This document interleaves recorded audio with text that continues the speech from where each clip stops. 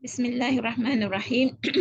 Alhamdulillahi Rabbil Alamin. Wassalatu wassalamu ala ashrafil anbiya'i wal mursalin wa ala alihi wa sahbihi ajma'in. Subhanaka la ilma lana illa ma'allamtana innaka antal alimul hakim. La hawla wa la quwwata illa billahil aliyyil azim. Allahumma aftah alayna hikmataka wanshur alayna min khazaini rahmatika ya arhamar rahimin. Rabbi shrah li sadri wa yassir li amri wahlul 'uqdatam min lisani yafqahu qawli. Assalamu alaikum wa rahmatullahi ta'ala wa barakatuh. Welcome all of you. I am here, Nurjana Hassan from the M. Kamal Hassan Memorial Library, for which we always have these Friends of Islamization study circles from this venue in honor of the legacy that our beloved Professor Muhammad Kamal Hassan al-Marhum left behind, where he used to have his classes of Ihya Ulumuddin as well as Fi Dhilal al-Quran of Sayyid Qutb from this very venue.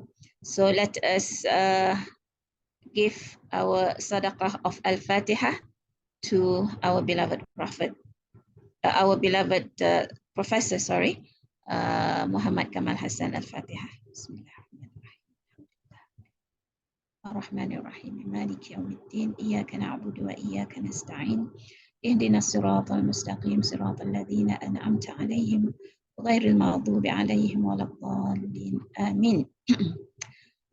So, alhamdulillah, we are here today, Friday, 14th of June 2024. As well as in the midst of the Hajj season, just a day away from Eid al-Adha. So we are here today with Salam Kasih dari Ayahanda and Kekandamu from Your Father and Brother series number 6, with the poetry that Professor Kamal Hassan had written quite some time ago.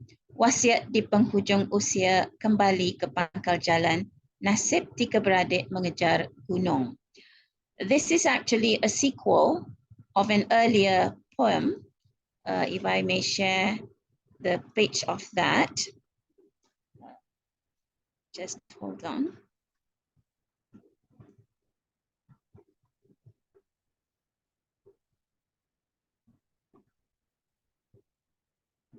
Yeah.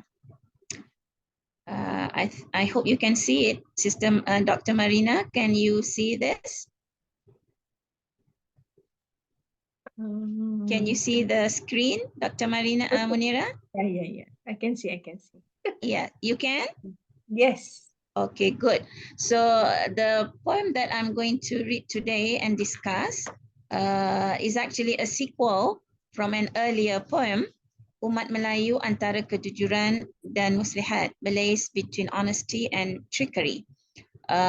This was written much earlier in August of 2010. Of course, I am not going to discuss this long poem. We have already discussed it. And the sequel continues with our poem today, which is this particular one. Wasiat di penghujung usia, kembali ke pangkal jalan, nasib tiga beradik mengejar gunung. Basically, this series of poem is Professor Kamal Hassan al-Marhum. He's lamenting of the ways that the Malays have led themselves to. So without further explanation, I will just read the poem in Malay, and then I will read again with the translation in English, and then we may have a small discussion. Today, I will have to leave earlier than usual because of certain commitments. So, and alhamdulillah, today's poetry is very, very short. All right, here we go. Wasiat di penghujung usia, kembali ke pangkal jalan, nasib tiga beradik mengejar gunung. Di anjung gua pendekar tua menunggu lawan, lamanya bertapa ingin kekal tangkis serangan. Di ujung usia aku tinggalkan sebuah pesanan, kerana duka melihat umat 7 perpecahan. Firman ilahi ngajar umat bendung nafsu, wa'tasimu bihablillahi jami'an wa la tafarraqu. Berpegang teguhlah pada tali Allah, jangan berpecah melulu, takut nasib Andalusia berulang mengukir malu. Buah delima Maharaja Cina, rempah kari benua India. Sudah lama Melayu merana, makan hidangan duka nestapa.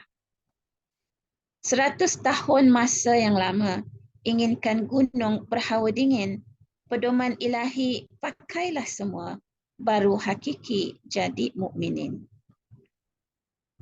Inna salati wa nusuki wa mahyaya wa mamati, ideologi Qurani patuh semua sekali, hidup dan mati semuanya untuk ilahi.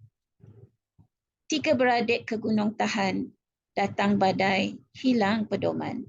Natijah yang baik, tanda kewarasan, kampung tergadai, tanda tak siuman. 3 beradik asyik bertempur, keris Melayu dicabar orang. Jangan tabik akal berlumpur, daulatkan wahyu, kembali gemilang. So this is the end of the poetry in Malay. For those of you who never joined us before, just to inform you, these poetries are from this book, Salam Kasih, written by almarhum Professor Emeritus Muhammad Kamal Hassan. At this point in time, he was the, at the point in time of the publication of this book, he was the Professor Ulung, or Distinguished Professor. And this book is written in bilanguage. And in the first page, before the advent of the poetries, here is a small note. It is the fervent wish of every sincere servant of Allah subhanahu wa ta'ala to be given the blessing of returning to him the most compassionate with a qalb salim, or sound and unblemished heart, or with a qalb munib, a heart full of contrition. This is an ardent wish and prayer of this sinful faqir, Muhammad Kamal Hassan. This little jotting was written on the 15th of April 2013. And as I have informed earlier in our earlier series, in that these jottings I gathered from different places, basically from Professor Kamal Hassan's signatures, or when he signed any books that he gave me, he would have a little note. And this is one of the notes from one of the books that he had given me. So we will reread the poetry, and now with the translation into Malay. With the translation into English, because this poetry is in Malay. Wasiat di penghujung usia kembali ke pangkal jalan, nasib 3 beradik mengejar gunung. A testament at the end of age, return to the right path, the fate of 3 brothers chasing the mountain, quote unquote. We will discuss the content later after I've read it in Malay. Di anjung gua after I've read it in English, sorry for the mixed up. Di anjung gua pendekar tua menunggu lawan, lamanya betapa ingin kekal tangkis serangan. Di ujung usia aku tinggalkan sebuah pesanan kerana duka melihat umat 7 perpecahan. The old warrior awaits at the ancient cave, his long ascetic invulnerability ready against invasion. At the end of life, my testament for you I leave, saddened by the ummah headlong division. Firman ilahi ngajar umat bendung nafsu, wa'tasimu bihablillahi jami'an wa la tafarraqu. Berpegang teguhlah pada tali Allah, jangan berpecah melulu, takut nasib Andalusia berulang mengukir malu. Curb thy desires, the Quran teaches you, wa'tasimu bihablillahi jami'an wa la tafarraqu. Hold fast you all together by Allah's rope and divide not, lest the tales of Andalusia humiliatingly repeat the rot. Buah delima Maharaja Cina, rempah kari benua India. Sudah lama Melayu merana, makan hidangan duka nestapa. Pomegranates of the emperor's gardens, curry spices of the Indian continent. Long has the Malay lay in language evident only to feast upon unending grievance. 100 tahun masa yang lama, inginkan gunung berhawa dingin, pedoman ilahi pakailah semua, baru hakiki jadi mukminin. 100 years is indeed a long period, longing for the coolness of mountain comfort. The Lord's divine guidance heed all of you. Only then be you of who truly believe. I should read it in the Old English dialect so that it can rhyme. 100 years is indeed a long period, longing for the coolness of mountain comfort. The Lord's divine guidance heed all ye. Only then be ye of who truly believe. Inna salati wa nusuki wa mahyaya wa mamati. Ideologi Qurani patuh semua sekali, hidup dan mati semuanya untuk ilahi. Inna salati wa nusuki wa mahyaya wa mamati. Abide all of thee, the Quranic ideology in entirety, the life and death only for the Lord Almighty. Tiga beradik ke gunung tahan, badai datang badai hilang pedoman. Natijah yang baik tanda kewarasan, kampung tergadai tanda tak siuman. The three brothers ventures on to tahan mountain. Along comes a storm, they lost guidance. Good results are signs of dignified sanity. Our homeland lost as pawns, a sign not but of insanity. Tiga beradik asyik bertempur, keris Melayu dicabar orang. Jangan tabik akal berlumpur, daulatkan wahyu kembali gemilang. The three brothers intoxicated with warring one another, lest the Malay keris challenged by the others. Salute thee not the muddles of feeble mind, revere the revelation, thy glory will return. So this is the end of the poem. And for your information, this poetry has been read by Almarhum Professor Kamal during the walimah of his youngest son, youngest child, Muhammad Amin Kamal, at Hotel Marriott in Putrajaya, the 2nd of September 2012. And this was written on the 1st of September 2012. And he has a little of disclaimer down here. He said, sila ambil perhatian pantun ini tidak boleh digunakan oleh mana-mana parti politik untuk tujuan propaganda masing-masing. I.e. this poetry has been written but cannot be used or misused by any political parties for the purpose of their propaganda, bertujuan mengatasi sebarang kepentingan politik mana-mana golongan. So he wrote this. Okay, we have our guest. Welcome. Alaikum Assalam wa Raḥmatu'Llāhi wa Barakātuh. Some discussion on Arafat Day or no Arafat Day. Yes. Salam alaikum. Nigeria and Saudi. Yeah. So inshallah, I will repeat for you. I am at the end of the poetry. Alaikum Assalam wa Raḥmatu'Llāhi wa Barakātuh. Yes, Malay. Kasih. Salam Kasih. Salam Kasih. Yeah, but it's in Malay. I translated as usual yes. into English. And I am at the end because the poetry is very short. So this poetry actually was written on 1st September 2012. And it was read in conjunction with the walima of his youngest child, Muhammad Amin Kamal, on 2nd September 2012, not 12th September, but 2nd September. My eyes have become haywire today and these days because too much working on the computer, so I can't read very well.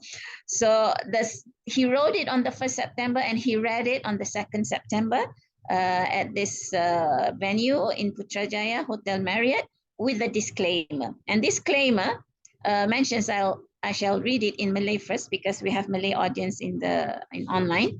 Pantun ini tidak boleh digunakan oleh mana-mana parti politik untuk tujuan propaganda masing-masing kerana ia bertujuan mengatasi sebarang kepentingan politik mana-mana golongan. Dan penulisnya tidak mewakili mana-mana parti politik dan tidak pernah menjadi ahli parti-parti politik.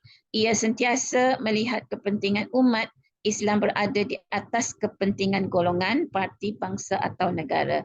Penegasan ini dibuat oleh penulis. So this disclaimer has been written by the author, Professor Muhammad Kamal Hassan al-Marhum. He said, I translate, this poetry shall not be used by any political parties for the purpose of their or each party's propaganda, because this poetry has been written with the objective of annihilating, yeah, or destroying any political parties of any groups of people by the author, because he has always stood his ground, which he had a pact with his good friend, best friend, Al-Marhum Muhammad Uthman al-Muhammadi, Ustaz Sheikh Muhammad Uthman al-Muhammadi, whereby they said that they would be beyond political parties. So he never, the author of this poem, Professor Muhammad Kamal Hassan, never in his life had ever represented any political party, and never was he a member of any political party. He always used to put into priority the importance of the Ummah, which he places above importance or kepentingan. What is it in English? The interest of groups of people, or the interest of political parties, or the interest of any race in the country or in the world, or even the in importance or interest of the nation even. So his focus was always the interest of the Ummah, the interest of Islam. Yeah, so he always had put aside the other interests, be it any group of people, any political party, any race, or even any nation. So I am going to repeat. So those online, please excuse me from repeating by repeating this again, because we have our guests who just arrived. So here we have the wasiat di penghujung usia kembali ke pangkal jalan, nasib tiga beradik mengejar gunung. A testament at the end of age, return to the right path, the fate of three brothers chasing the mountain. This is actually the second series of the sequel of Malay poetries that he had written, lamenting on the fate that, or I wouldn't say the fate, the condition that the Malays have put themselves in, yeah, warring between each other, fighting with each other, and yet we are just a small group of people compared to the Malays of Indonesia, for example, which is much larger. And yet we are always at each other's throat. And at this point in time, when he wrote this, there were three major political parties. As a matter of fact, there were only three political parties. And the Malays have been divided politically, starting with two political parties, and then it became three at this point in time when this poetry was written. And then now it became so many. I don't know how many, I lost count. All right, so we go, the poetry. Di anjung gua pendekar tua menunggu lawan. Lamanya bertapa ingin kebal tangkis serangan. Di ujung usia aku tinggalkan sebuah pesanan, kerana duka melihat umat tujuh perpecahan. The old warrior awaits at the ancient cave, his long ascetic invulnerability ready against invasion. At the end of life, my testament for you I leave. Assalamu alaikum. Please welcome. Alaikum salam, please. Yeah, we have a group of Nigerian brothers here. Now 5 of them. Yeah. So maybe you can reflect upon the jottings of Professor Muhammad Kamal Hassan, who had passed away last year, in his lamenting of how the Malays have divided between themselves. And perhaps this reality is present also in the Nigerian context. Okay, I think in all Muslim contexts, isn't it? Yeah. But then we are, as Muslims, we should be, united by the word of God. But at any rate, we are all humans. So the old warrior awaits at the ancient cave, his long ascetic invulnerability ready against invasion, of course, of the enemy. At the end of life, my testament for you I leave, saddened by the ummah headlong division. So this has been a sequel of an earlier poetry about the Muslim Malay Ummat of Malaysia, which are divided along political party, division. All right, next. Firman Ilahi ngajar umat membendung nafsu wa'tasimu bihablillahi jami'an wala tafarraqu. Berpegang teguhlah pada tali Allah, jangan berpecah melulu, takut nasib Andalusia berulang mengukir malu. Just for your information, in the Malay tradition, when we have poetries, which we call in this case pantun, the last two lines would be the content proper of the poetry, and the earlier two lines would be like the prelude of what is coming in the next two lines. Sometimes the prelude goes along with the content of the last two lines, but at times the prelude have something that is very symbolic, that most people cannot see the relationship between the first two lines with the next two lines. But in this case, they are all in synchrony. Yeah, the content is in synchrony. It translates as, I tried to be poetic as well, but I think I failed. Curb thy desires, the Quran teaches you. وَاعْتَصِمُوا بِحَبْلِ اللَّهِ جَمِيعًا وَلَا تَفَرَّقُوا. Hold fast ear all together by Allah's rope and divide not, lest the tales of Andalusia humiliatingly repeat the rot. Understand, right? Yeah. Buah delima Maharaja Cina, rempah kari benua India. Sudah lama Melayu merana, makan hidangan duka nestapa. Now, in this case, the two preludes have very distant connection with what comes after. Talking about the Chinese Emperor's gardens and then the Indian continent with its curry powder, or the curry spices, and then talking about what he wanted to talk about. But still, there is some relationship, because the Malay Peninsula, the Malay archipelago, at one point in time before the colonialist era, there were only the Malay peoples. The Malay peoples, there are of many different tribes. But with the coming of the colonial masters, they brought in many different peoples. I don't know what the agenda was, but obviously to help them out in the different areas for which they have allotted these different indigenous people to be in charge with. So they brought in the Chinese to be in charge with the tin mines. Malaya at that point in time was very active in tin mining. As a matter of fact, many of our man-made lakes around the country used to be tin mines. Yeah? And Indians, the colonial masters, brought in to work for the railway lines, as well as at the rubber estates. And then they also brought in the Nepalese to be as guards, because the Nepalese are known to be very tough. So let me translate. Pomegranates of the Empress Gardens, curry spices of the Indian continent, Long has the Malay lay in language evident only to feast upon unending grievance.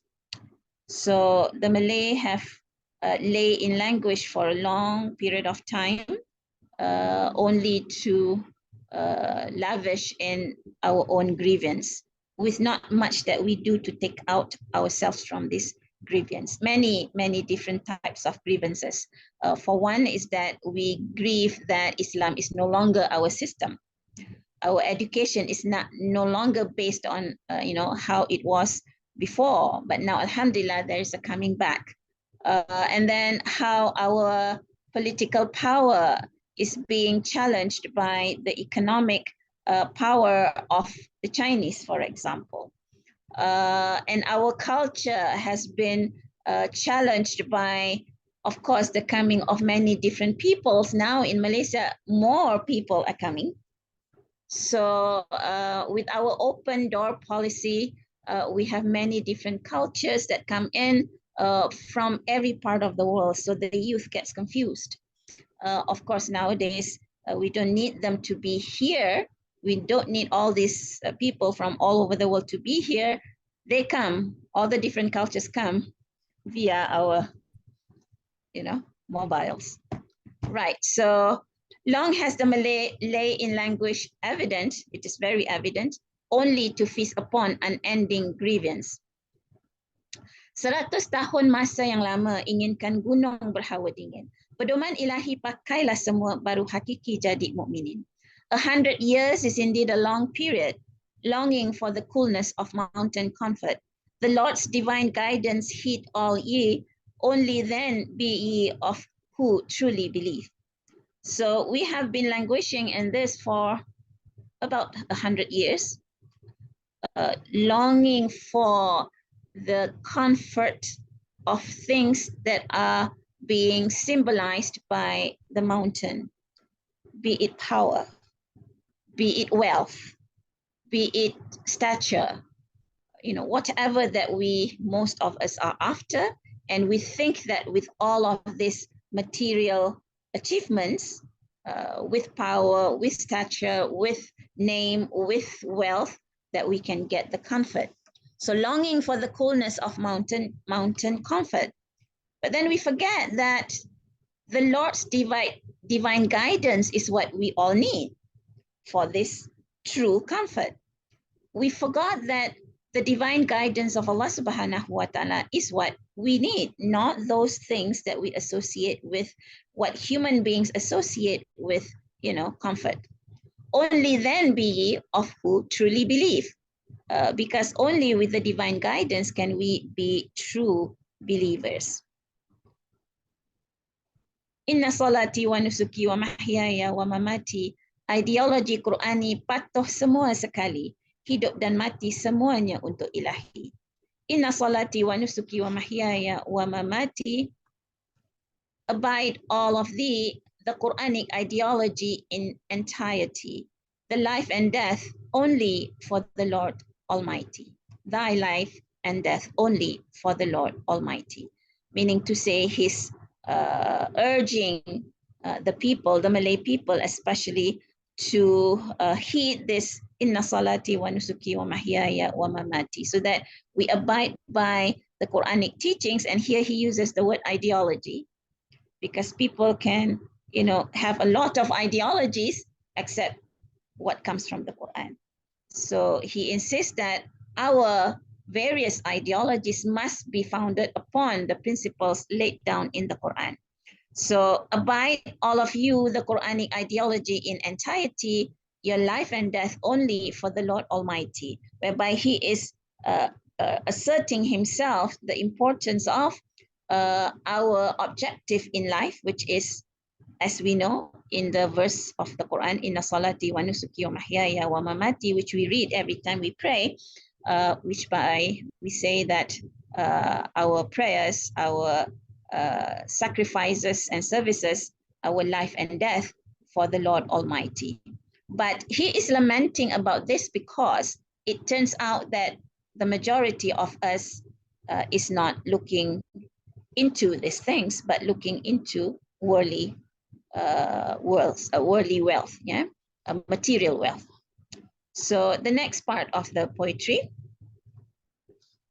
Tiga beradik ke Gunung Tahan. Now he says about the three brothers because this is to signify the three major political groups which now have splitted further to I don't know how many. Tiga beradik ke Gunung Tahan, datang badai hilang pedoman.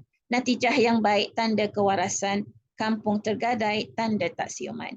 The three brothers ventures on to Tahan Mountain. Tahan Mountain is one of the tallest mountains in Malaysia.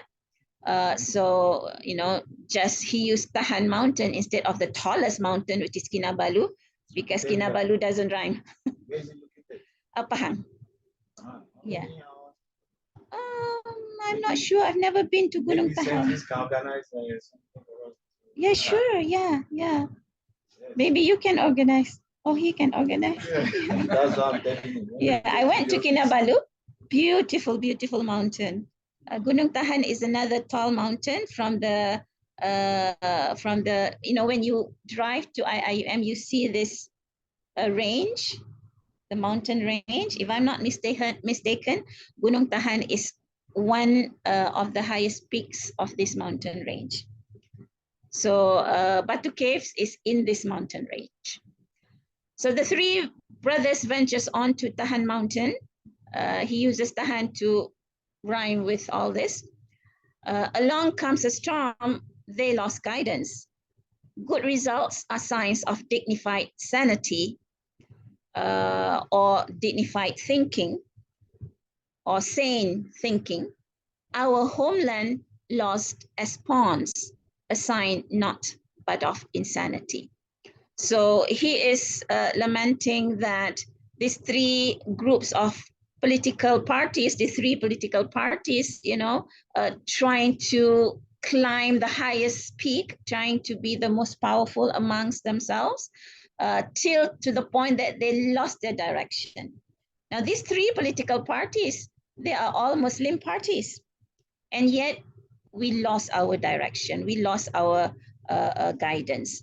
Why? Because we use the mind that is greedy, we use our minds that have been overcome by greed, as well as overcome by the insanity of power greed. Yeah. So he says, good outcomes or good results or good ending are signs of mind that is dignified or mind that is sane. But if our homeland is being lost as pawns, why did he say our homeland lost as pawns? Because not only the political leaders are overcome by this greed, also the plain, you know, ordinary people are also overcome by this greed, in that they used to inherit a lot of plots of lands. But because they are, you know, they want to have quick money, so they have sold these lands to people from outside of the country. This happens in, as we are speaking, in Cambodia, Myanmar, yeah, because they used to be very poor, and yet they had a lot of plots of land. And then the Chinese came, the Chinese from China, from mainland China. And then they want to buy these lands. And for poor people, it was out of necessity that they pawn their lands because they need the money. And then when they saw this big, huge sum of money that they never seen before, they had never seen before, so everybody was chasing to sell off their lands for this money. And they never owned this money. They never owned such amount of money. So they didn't know how to manage the money. So most of them would just enjoy the money, and then the money would quickly dissipate away. And then they end up with nothing. And then the country, their own lands have been sold off to other people. And in the history of this country, Malaysia, the same happens also, although not to the extent of what is happening to Cambodia, but still it is happening, whereby many of our inherited lands have been sold over to the Chinese also. Yeah. thought the Chinese are also Malay. Yeah, no, the Chinese are not Malay, the Chinese are Malaysians. Yeah. Yeah. The Malays are the original people of Malaysia, of the Malay archipelago. Of course, Malay has many different ethnic groups. Sorry, not ethnic groups. Different traditional groups or different tribes, I would say, but they're not tribes. They're different groups of people. There are many. So, but they're all united under the label Malay. So there are, example, the Javanese. I am partly Javanese, yeah. And then we have, for example, Minangkabau. There's another group of Malay. And then we have indigenous people of the Eastern Malay, the East Malay, like Sabah Sarawak, for example, Bajau, Dayak, many different groups. We call them suku. Suku means like a portion of a part of the huge Malay race, I suppose. Yeah, but they're all Malay. But then Chinese were brought in from China. Now they have become Malaysian because now they have already the third generation. So they have become Malaysian. But because they have, they started with the economy far ahead of us. The stance of the colonial masters is that they divide and rule, right? So the Malays were not quarantined, but basically placed by the seaside as fishermen, or placed at the paddy fields as farmers. Yeah. And then the Indians, as I mentioned just now, they were placed along the railway tracks because they were workers for building the railway tracks, or Indian from India. I mean, India or China? yeah, Indians and Chinese, both. Yeah. Remember, before the colonial masters came, we did not have Chinese or Indians. We have the different groups of Malays. Yeah. Perhaps we also had the merchants from India, merchants from the Arab regions who came and settled here, but then not a whole big group. But when the colonial masters brought in these people, they brought in a whole big group. Yeah. So the Indians were brought in from India to work along the railway tracks, as well as to work in the rubber estates. At one point in time, we had many, many rubber estates planted by the colonial masters, and then they, took the wealth out of that.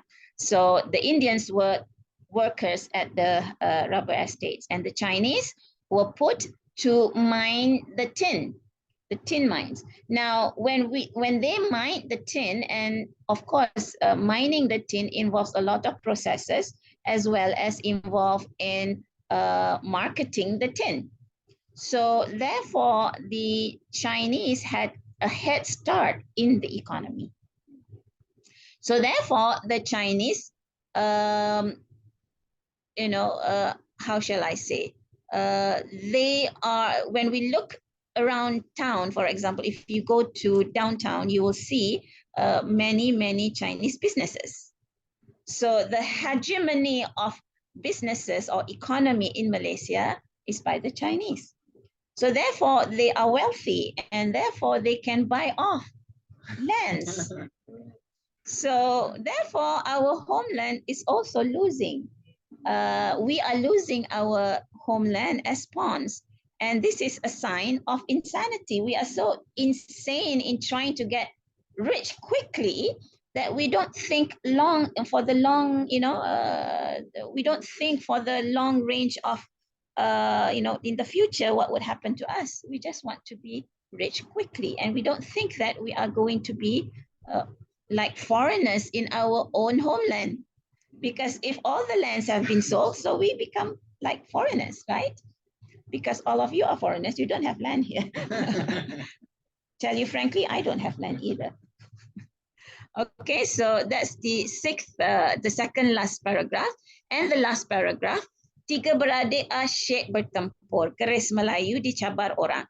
Jangan tabik akal berlumpur, daulatkan wahyu kembali gemilang.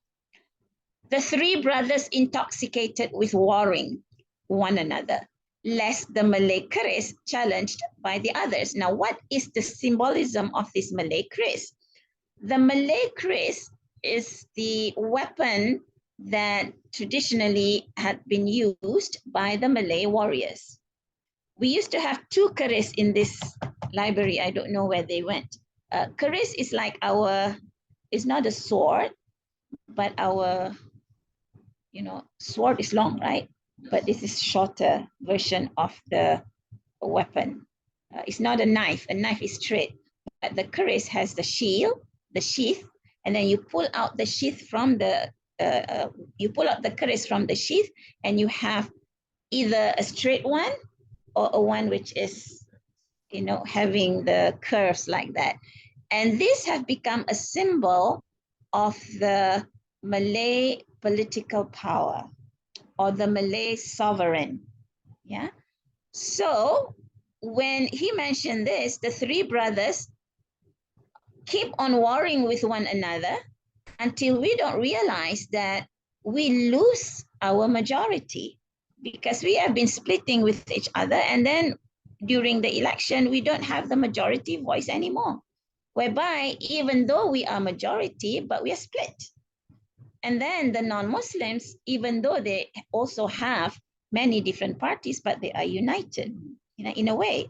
So then we don't realize that we will not be able to win by majority voice anymore. And therefore, we will lose our sovereign, as well as we will lose our political power. Because right now, the Malays, what we have is only political power. And now it is losing bit by bit. We don't have economic power, because economically, the Chinese have the hegemony of our economy, right? So if this fighting with each other, with the different political parties goes on, then even our political power, we will soon be losing. So this is what he is lamenting. So he says, salute not the muddles of feeble mind. So don't salute the minds that is muddled by chasing, authority, chasing power, chasing wealth and things like that. And at most times, in the midst of chasing power, chasing for wealth, they don't realize that the true power in this land have shifted, to the other people. So he says, daulatkan wahyu kembali gemilang. Revere the revelation so that you will return, the glory will return to you. So instead of chasing each other, instead of chasing power, you should revere the revelation, abide by the revelation, you will have that glory again. So that's the poetry that Professor Kamal Hassan wrote, a very simple poetry, only 7 paragraphs, for which he read this during the majlis, the walima of his youngest child. And at that point in time, amongst the invitees were political leaders, of course, as well as the noble royal bloods, people of royal descent among the invitees. So he wanted to give a very strong message to the people, despite the fact that this was a wedding celebration. So that's the poetry. And of course, the end of the book, as I always mention, hereby inscribed within the pages of this small book, the essence of what lies within my heart. Salam Kasih from your brother and your father and brother, who is craving for the mercy and compassion of his master, Rabbul Alamin, Ar-Rahman Ar-Rahim, to forgive the sinful and disobedient slave of all his iniquities, injustices, faults, and mistakes, to save him by his infinite mercy from the torments of the grave, the torments of the day of judgment, and the torments of hell. So I shall call those online. We have Sister Marina, Dr. Marina Munira, as well as Sister Aisha, who are here with us, and Brother Shafiq, of course. Dr. Marina Munira, do you like to add? Would you like to add something? You are more scholarly in terms of the history of Malaysia than I am, I suppose. So would you like to add something? MashaAllah. I think you did well, Nurjana, MashaAllah, in terms of trying to, because it's difficult actually to translate this poem into Yes, English. it is. I tried to be poetic, but I think I failed. MashaAllah. And I was reading between the lines, trying to find what did Prof discuss this with you, the poem? Yes, he did. When I asked him, what do you mean? What did he mean by, this pendekatua? Oh, Dekat betapa di gua, yeah. And then he said, yeah, I am old and I'm always in this office. It's like I am, trying to get ascetic invulnerability, which is kekebalan. Kekebalan di mana musuh banyak menangkis, musuh banyak menyerang. Jadi dia nak jadi kebal dari segi intelek, I suppose, juga dari segi spiritual. So he is actually he was actually describing himself, di anjung gua pendekar tua menunggu lawan. So the old warrior awaits at the ancient cave. I couldn't find more fitting lines, so I put ancient cave. If the warrior is old, the cave is older, so the cave would be ancient. Lamanya betapa ingin kekal tangkis serangan. So for a long time he had been thinking about the ummah. He had been working for the ummah, and then he tried to fight off all of this invasion of thoughts and invasion of whatever that might come. Sometimes the invasions are very subtle. Sometimes they come in terms of offering him positions. Sometimes they come in terms of offering him this and that. And you know that he had rejected many offers for many different titles, right? So that is what he meant.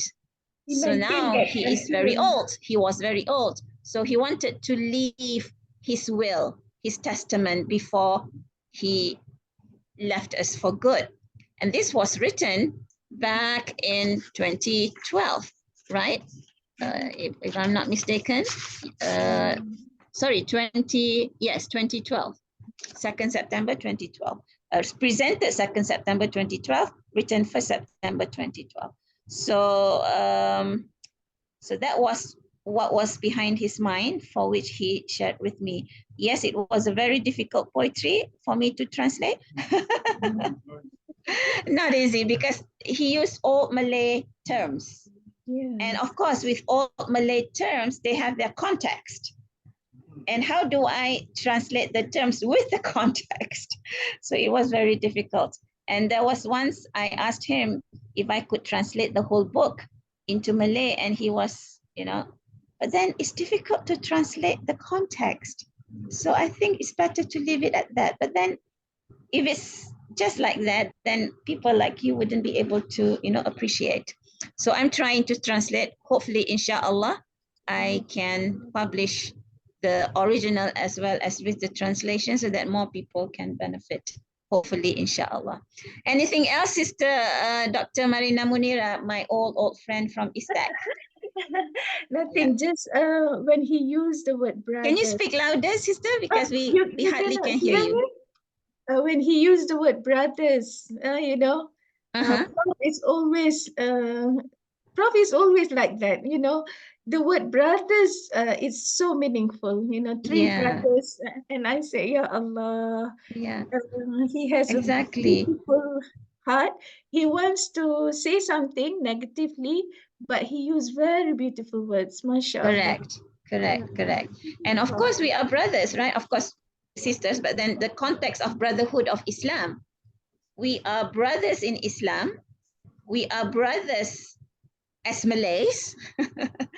We are brothers with a Shafi'i madhab.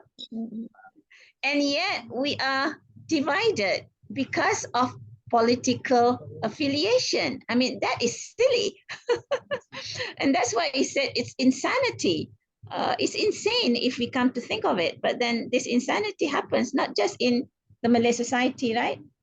It happens in the Nigerian society as well. I think it's general. It's a general phenomenon. And, you know, looking at the entire world today, is becoming peaceless, and human being, I mean, in generality, as descending from the pinnacle of humanity to the jungle of animalities. Yes. So even in Nigeria, as my colleagues can testify to that, Nigeria now, before now, in some years back, we didn't have like 2 or 3, sorry, 3 up to 5. Can you speak louder? I don't know if my mic can catch you. I said in some years back, so we used to have like 3 to 5 political parties. But as I speak today now, we have up to 90. 90. Before, in some like 20, 30 years ago. But now we are having as much as 90 parties. So it's not peculiar to Muslim society, neither peculiar to Malaysia, but it's a general thing. And is also phenomenal in other parts of the world. Correct. So having said that, I want to commend you more on your exceptional ability to transfer the content of that beautiful poem to English, because it's one of the difficult things to do, to transfer the context of the content of the context and the content of a particular text to another. Is, you know, I've been there, I know how difficult it is, especially when it is poem.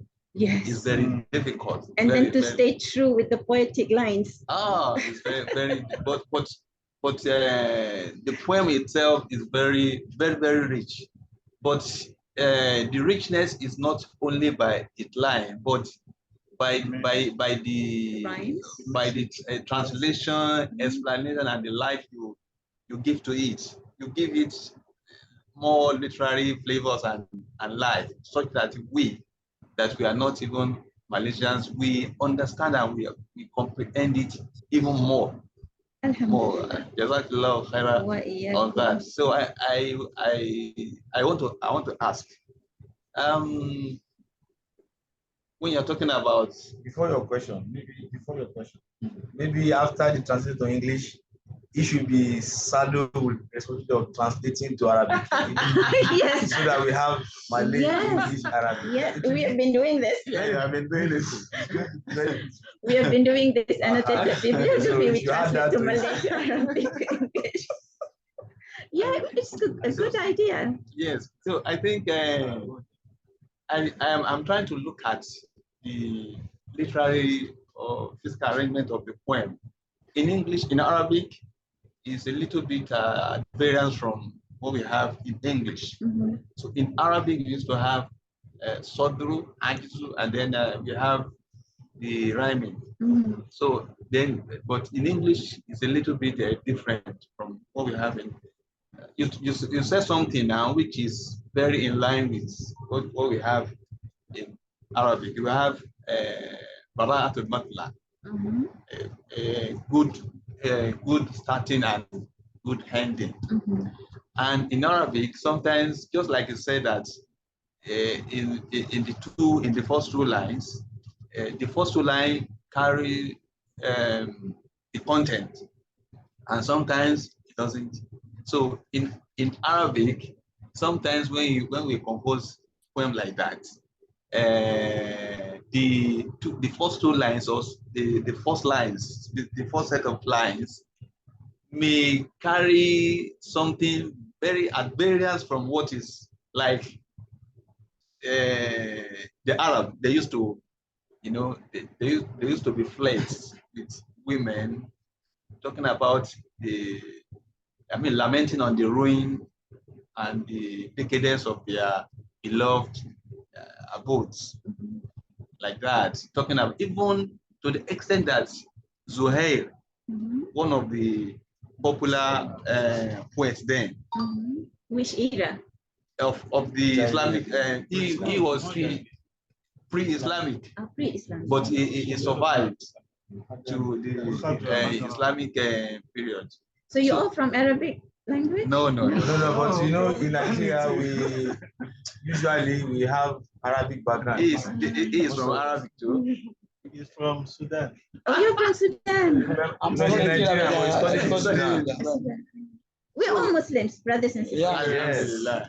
So now, Zuhair, I think he offended the Prophet by raining aspersions on him.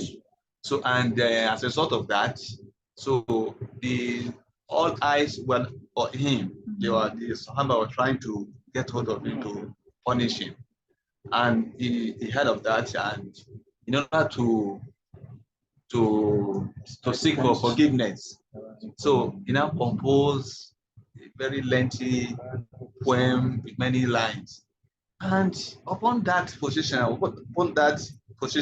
he's supposed to start even with begging and seeking for forgiveness. But he started with flirting with Su'ad, Banat Su'ad.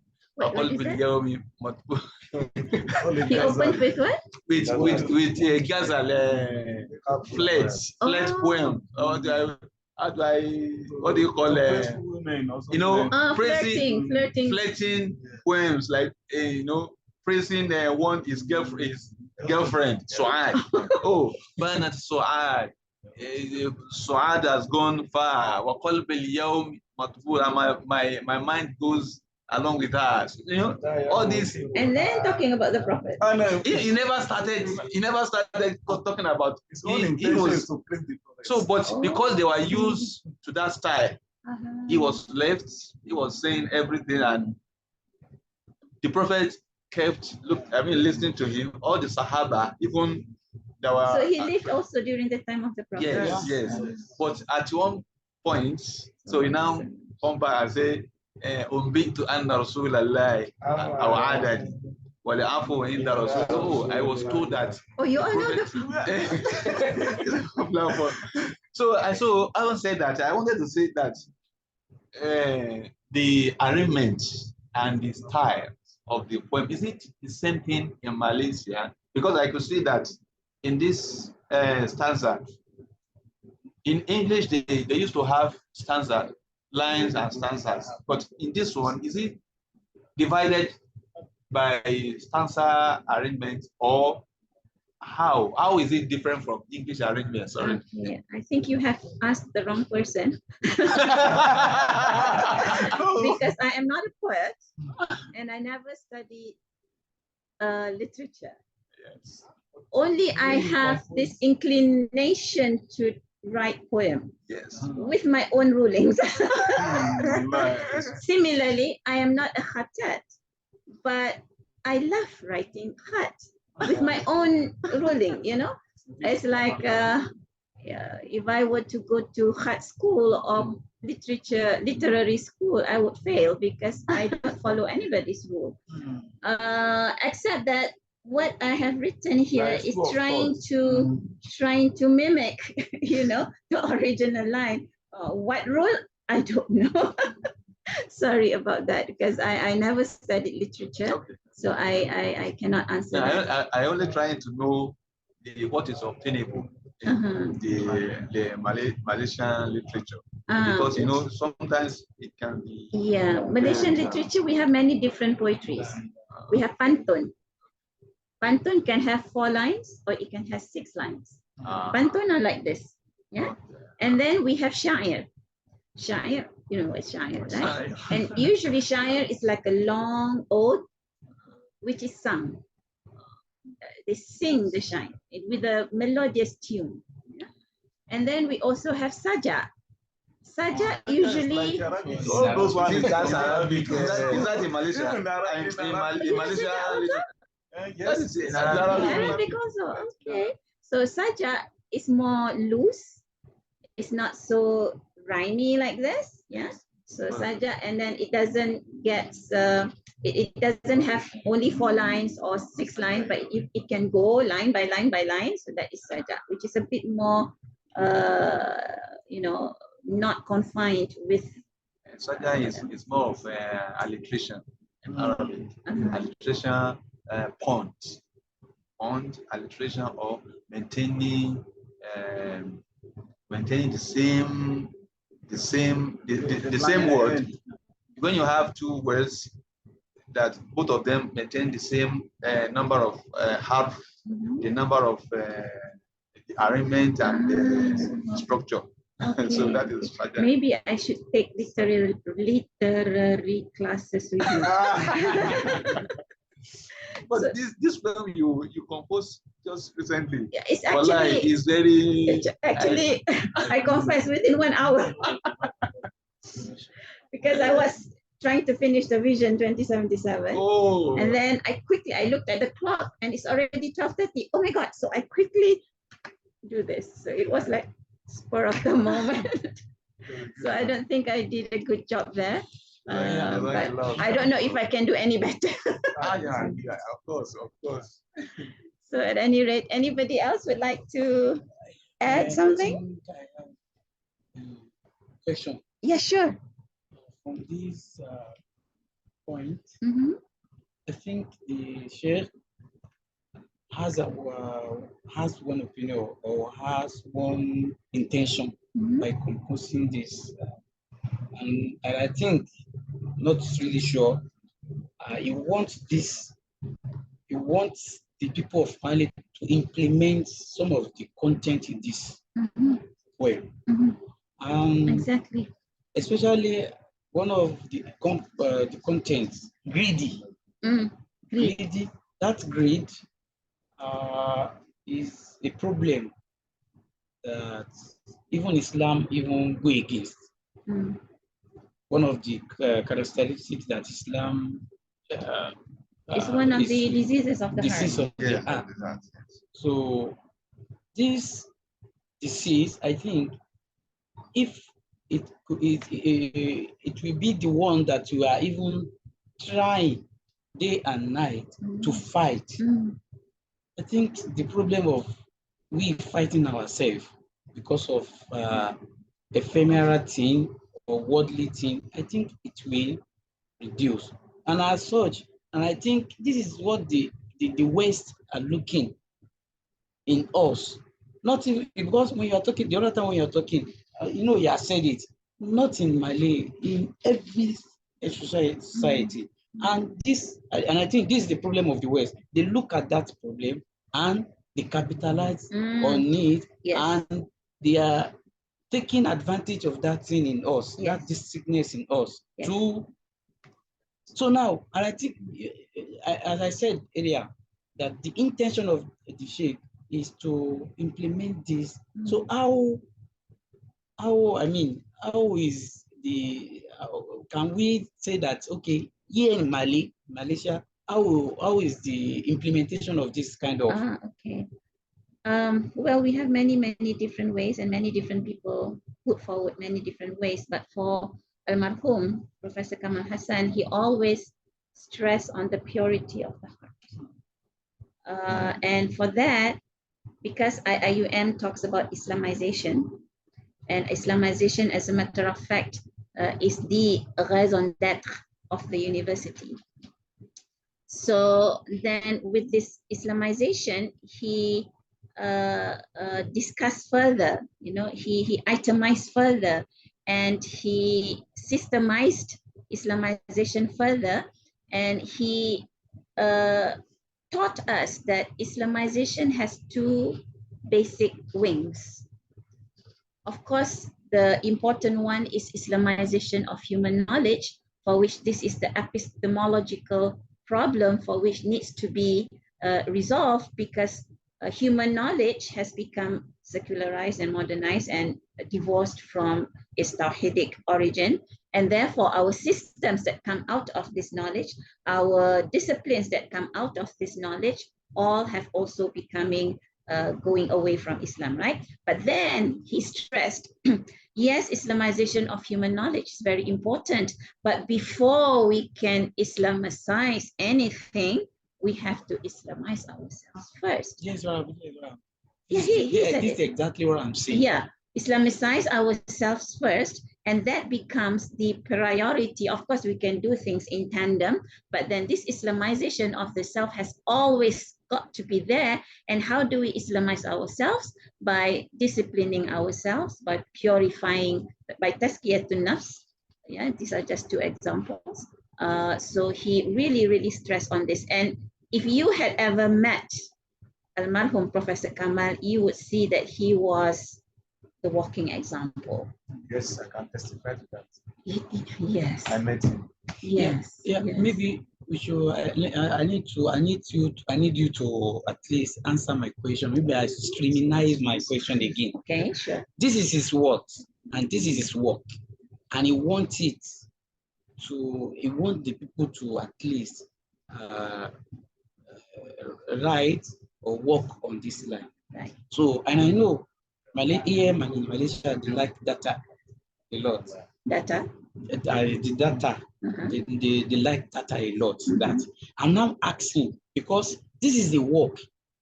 We need to evaluate. I'm asking at the area of evaluation that this work has been there. What does it affect? Or what is the evaluation of this? Or what does it contribute? I see. To the life of Malaysia in general, or even in our own. So because working like of course we may have a drug for the disease. If the patient refuses to use the drug, so the drug will be there, and the patient will continue to die. Yeah, as a matter of fact, you have answered your own questions. From my own perspective, I think part of the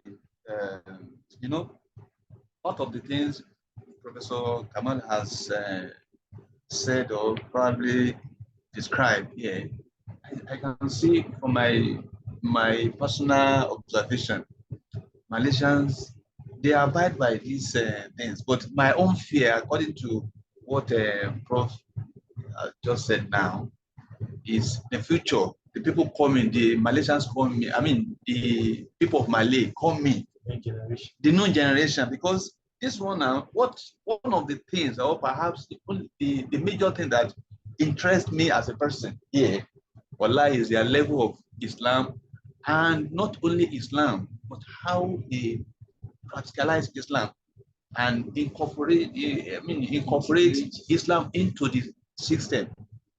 No mall in this Malaysia you go without mosque and without some element of Islam there. To me, by looking at that, so what Prof has said there, people are, they are practicalizing, is in use already. But the fear is for the people coming, because for some of us who are coming here to study or even to live here, what interests us as Muslims is the level. But now, if these people of economic power take over, in fact, we see how they are dressing now when we go outside. The reason why he said something very important, and the reason why I'm asking this question is I studied my first degree in Sudan, and I was opportunity to see all to witness all the issues there, and I could see that very standard. I mean, when you talk about Islamic, but by the time the political power with different ideology comes in, they change everything. This is where my fear. So it's talking the direction I want you to answer that. Is there as in, according to evaluation, is there any future for this? Is it not going to be about Mansour or all what he has done? If I may say, of course, what Professor Kamal Hassan has done is just one person, right? Those were his efforts, and his efforts had been entrenched in the fiber of the society. For example, he was the one who, and he actually did not like to take credit. Later on, I found out he was the one who spoke or who worked with the Ministry of Education to incorporate inside the syllabus the subject of Tasawwur Islam. I didn't know that. I came to know later. And then in terms of the integration in the Malaysian education system, of course, in the Malaysian education system, Malaysia being an open country, we have many different systems. We have from the government, and then we have from overseas, you know, American schools, British schools, French schools, German schools, etc., etc. But then Chinese school, Chinese school also is within the government system. This is the beauty of Malaysia. Now we are, you know, we are diverse, and then roughly we are united. But of course, in between we have all these skirmishes, right? So, anyways, in the government system, we have within the government system many different systems. Oh yeah, okay. Within the government system of education, we have many different systems. Let's talk about schooling. So we have the national schools, and then we have the national vernacular schools. The national vernacular schools follow the national curriculum with one for the Chinese, another one for the Indians. So they teach Chinese language, Mandarin, and they teach Tamil, the Indian language. But then they follow the Malaysian educational system and curriculum. The subjects are the same. The language taught in those subjects are using the same one. They teach Islamic studies also if there are Muslims that require the, you know, the subject. Using the language of the system, yeah. And then within the national schools that are not of vernacular type, we have regular schools. It's not called regular, but it's called Sekolah Kebangsaan, the national schools. And then we have national Islamic schools. Yeah? And then we have national integrated Islamic schools. And then we have Maktab Rendah Sains Mara, for example, is called the Lower College, Science College of Mara.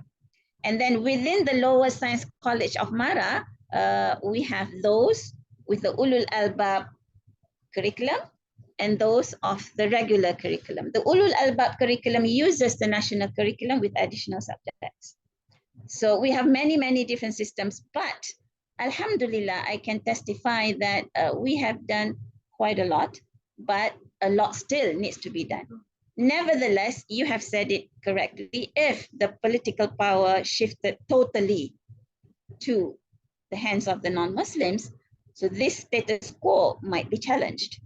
Now, one very important thing is that under the Malaysian Constitution, we have Islam as the religion of the Constitution.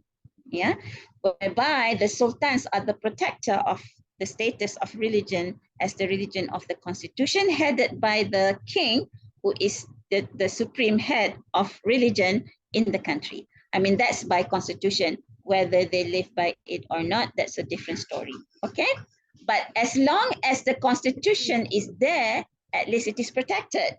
But then there have been efforts to slowly but certainly try to change people's mind into changing the Constitution.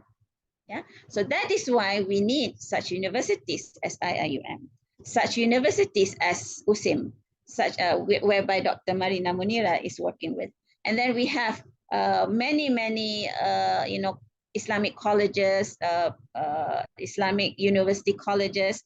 So all of this. Again, the human nature comes in. Instead of being united because we read the same Quran, we have the same goal, and etc., etc. But because of certain reasons, we tend to be satisfied with ourselves only and then look upon others as less than us, things like that. Right? So these are human nature. But then coming to your point, which is, has it been quantified, the data, right? Sorry to say, we don't have that data as, for example, IIUM. How many % has it Islamicized? Yeah. But then I beg to state as well that as a Muslim, our Islamic journey is an ongoing journey. Always we are in a journey, right? We can never say that we have been a complete 100% perfect Muslim. There's no such stage in our life that we can say that, isn't it? So similarly, Islamization is a journey. Now, when we are successful in Islamizing something, and then a new thing comes in for which we have to start from zero. And while this is going on, a new thing comes in and we start from zero. So it's always a journey. So I am sorry that we don't have that data, but then again, we can't say that we have how many % being successful. But then I can be certain to say that, for example, Islamic finance, we have started it. Yeah, and it has gone through the globe, yes. And then so much so that the non-Islamic banks are vying into Islamic finance because of the attraction. But then the challenge is, these people, they got trained with Islamic finance, but then they don't believe in Islam. So it becomes only like a utility, you understand? Without the ruh. But that's a challenge. That's always a challenge, right? So, and then education, for example, we strive very hard to have Islamic education. But then again, how much Islamic is that Islamic education? Always a strive. Entertainment, we try to have TV Hijrah, for example. There's a whole national TV, which, the purpose is to propagate Islamic kind of information as well as entertainment. But then again, there are challenges. And then Islamic TV Hijrah is one channel, but then how many other channels are there, right? Can TV Hijrah alone, one TV channel, be in competition with all these myriads of, that's called talking about here, social media. So it's always a journey. So the bottom line is education, right? In education, we are planting the seeds. So inshallah, you go back to Nigeria, you do your work in Nigeria along with what we want to do. And then some people from Indonesia study here, then they bring the seeds and plant in Indonesia, in China, in Thailand, in Australia, in the rest. And alhamdulillah, I may testify, if I may, that we have our graduates from all over the world. And to a certain extent, if not a lot, they have become agents of change to their own, places. So this is, I hope, answer what you are, asking, because Professor Kamal was a very practical person. He wasn't just a theoretist. How do I say that? A theoretical academic. Yeah, he was a very practical person, and his practicality comes down to earth in showing by example how he was, how he led his life as a Tan Sri. A Tan Sri is like the second highest accolade that a person in Malaysia can collect. Yeah, and even then, Tun. Yeah, Tun, like Mahathir, Tun Razak, Tun Mahathir. Dato is much lower. Dato Sri. Yeah, Dato Sri, and then Dato, there are two, Dato and Dato, of different levels. So, but anyways, he doesn't care about this Tan Sri. He had to accept that Tan Sri because it came from the king. If he were to deny that, it's like challenging the king, as well as his late mother told him to accept it because she said to him, you were no longer in power. He was no longer the rector. So then the people that wanted to give you is not because they want to use that title for hidden purposes, because you are out of authority. You don't have authority anymore. Number one. Number two, said the mother, is not an acknowledgement of you. It's an acknowledgement for the university. So accept it. And that's why he accepted it. But then if you were to call him Tan Sri, you would see red in his face because he didn't like it, and he would say, where's Tan Sri? There's no Tan Sri, there's Tong Sri. Tong means like, you know, a big drum, Tong Sri. And he was a Professor Ulung, which is the highest accolade that a professor can collect in this nation. And this, it is not given by the ministry, it's given by the nation. Yeah, Professor Ulung. And then if people call him Professor Ulung, he will say, no, there's no Professor Ulung, there's Professor Along. Along means the eldest. He was the eldest in his family. So he was very, very, very humble. His humility was like, I don't know how to describe further. So the best example, the best da'wah, the best model one can give is through life example. So he left us with this example. Now the baton has been passed, right? So the baton has been passed to me, to you, to you, to you, to you, to everybody. So it is each and every one of us responsibility to work together, because it's not a one-man show. It's not a one-man, performance. It's collectively we have all to work together and be united. Of course, we can differ, and we should differ, because I cannot be a literalist. I mean, a literature person. I'm from science, and we need people from science. We need people from literary. We need people from languages, law. Yeah. So, and therefore we have different perspectives, isn't it? And those different perspectives work together. It gives a bigger picture, isn't it? If we have only one-sided story or narrative of certain thing, then it's very limited. But when we have different perspectives, then it becomes wholesome. And therefore, we must agree to disagree, but then we must agree that we are working for Allah subhanahu wa ta'ala based on the Quran, based on the Sharia, and the rest, even madhab, we have different madhahib, right? That doesn't mean that we should be at war with one another. Allahu a'lam, that's my layperson answer. Anything else? Yes, brother. I have an observation about the constitution issue, Malaysia constitution, which regards to the religion of Malaysia. I think I read something about that. Though the constitution of Malaysia recognizes Islam as the religion for Malaysia, but based on some analysis, it's just ceremonial aspects, because we have principle of federalism here in Malaysia, and the constitution is also recognizing federalism, and there are some elements of democracy in the constitution also. So secondly, I want to ask about the difference between Islamize and Islamicize. I think you used the two words. Okay, all right. Is it Islamicize? Yeah, Yes. I can answer that one. The first part, of course, you know better. You are from law. I'm not from law. But of course, we have ideals and we have reality. Always between ideals and reality. They say that practicing Sharia is their own law. Not everything under Sharia. Yeah. We have our ideal. Even Muslims, we have our ideal as Muslims. The reality of Muslims is different, right? So our task is to bridge between the reality and the ideal, right? And to whatever ideal that we have, we should keep that. We should treasure that. And just because that we cannot have the ideal to be on the ground, that we should destroy the ideal, right? We have the Quran as our ideal, but not everybody abide by the Quran. Should we destroy the Quran? Right? So at least we have that to work with.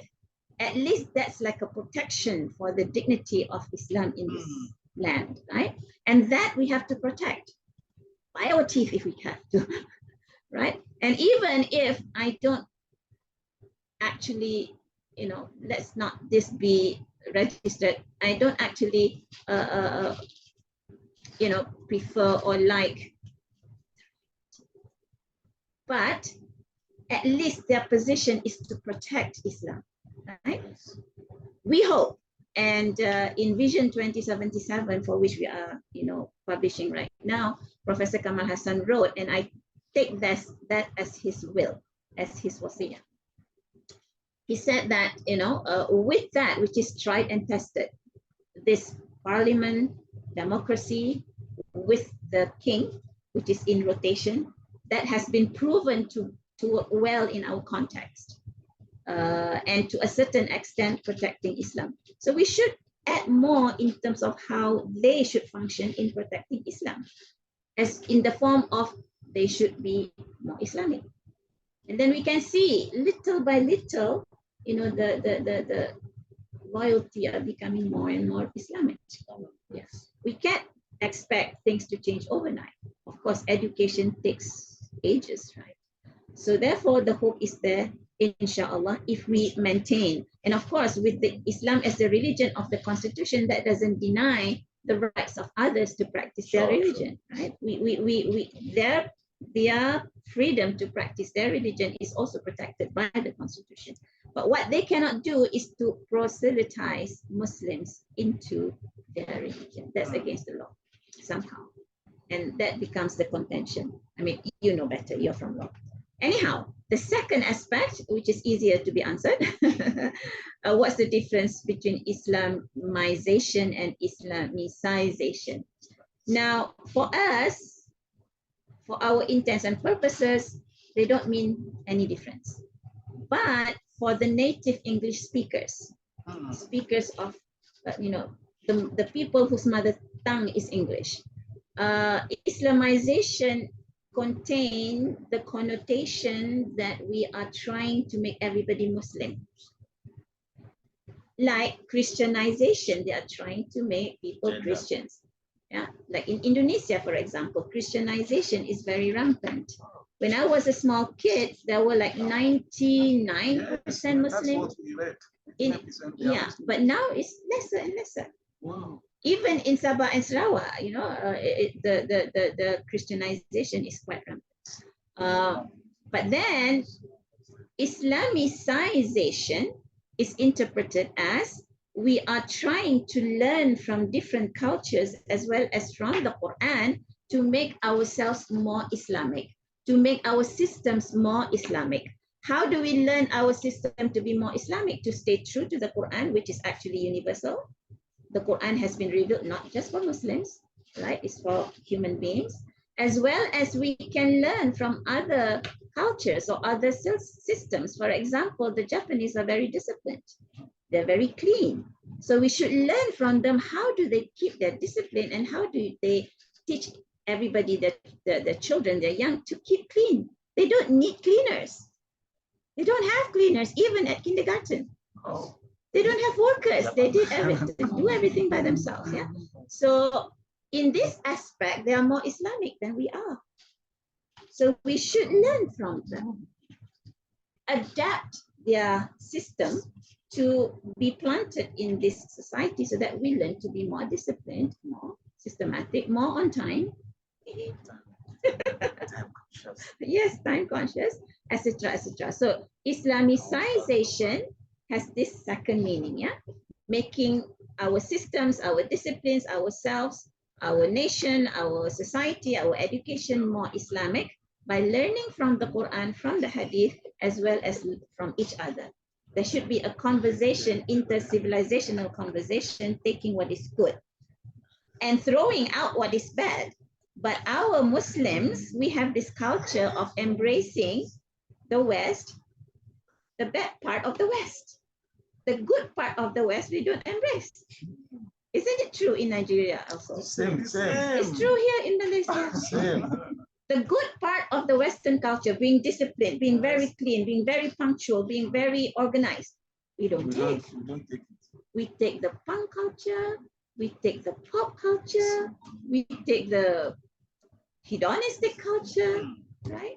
So we have to learn and be like our forefathers in the past who learn from other cultures too and then sift it. What is in line with Islam, we take. What is not in line with Islam, we take out, right? What we can amend, we amend. So those are the ideas of Islamization. If you want to know more, brother, We at Centris, we have the booklet, guidelines and policies for Islamization. If you want, I can give it to you, but you have to visit me. We are coming with our boss. No, he's not a postman. So you have to come and visit us, and then we, can give you, inshallah. Because one of ours. That will be after it. After it, yes, after it. All right. So I have to go. Yeah. I like to say that when you send to me, well, I want to ask, when next are we expecting another one? I don't want it to be solo. So I want the one on Gaza. Because I want to believe it is not. You know it? It is not. I gave it to him. I didn't give it to him. I follow you. Even before he has it, I have it. Really? I have it before you. Don't say that. How There is do a you? place where I used to follow you every time. Any post I follow. I didn't post it. You posted it on Global Network Easter. Okay. Yeah, I was very I upset. usually follow the discussion there. I was very upset, that I can't do more, and I was very down, especially when I found out that I was almost crying when I. Subhanallah, they are bombing Rafah. Yes. People who are homeless, they're staying in tents, and you know what? They have warships firing missiles, warplanes, Apache helicopters firing missiles to these people who are just in tents. You see how coward they are, but then how barbaric they are. So I was just like, Ya Allah, where is humanity? As you said just now, peaceless humanity. Where is humanity? So one sister from another global network messaged me, and I was just devastated at that point in time. So I wrote something, 3 lines, that when I read after, these lines rhyme, I said to myself. So then I expanded it because I wanted to express my sadness and my agony, right? So I spent half of the day writing it. Every time I submitted to my other colleague to publish in our bulletin, but then when I read it again, I expanded again, I submitted to him again, until at 12 midnight, I finally covered the whole spectrum. And then finally I said, okay, take this one. And then I felt not relief, but at least I have expressed myself. On that point, I like to say that writing poem is not, it doesn't have to do with whether you are in literature or not. Because the prof, for instance, he wasn't in the literature, but look at what he did. Yeah. I actually want you to, because this one, I read it, if you could observe, I sent my comment around 2:30 or so. So I read it over and over. And I think it shouldn't be alone. That this very, very poem. So Inshallah. you should have some siblings. Inshallah, it had earlier siblings, but not on Palestine. It was wish, more. Yes. I wish we have more so that Inshallah. Very soon we have compilation. Inshallah, inshallah, following the footsteps of my teacher. Inshallah. All right, thank you very much, everybody. If there are still people online following, they are. So very interesting discussions, mashallah. I hope you all followed the discussion. Very illuminating input by our Nigerian brothers here who are very loyal in attending to these kinds of talks. Alhamdulillah. So أقول قولي هذا وأستغفر الله لي ولكم. I wish all of you an early Eid Mubarak. May our fasting and our ibadah be accepted by Allah subhanahu wa ta'ala, and may He accept the Hujjaj with Hajj Mabrurah, inshallah. Ameen. Not inshallah, but Ameen. All right, then let us end with Tasbih Kafara and Surah Al-Asr. Bismillahirrahmanirrahim. Subhanakallahumma wa bihamdika ashhadu an la ilaha illa anta astaghfiruka wa atubu ilayk. Bismillahirrahmanirrahim. Wal asri innal insana lafi khusrin illa alladhina amanu wa amilus salihat wa tawasaw bil haqqi wa tawasaw bis sabr. Thank you very much those online, and thank you very much those who are here.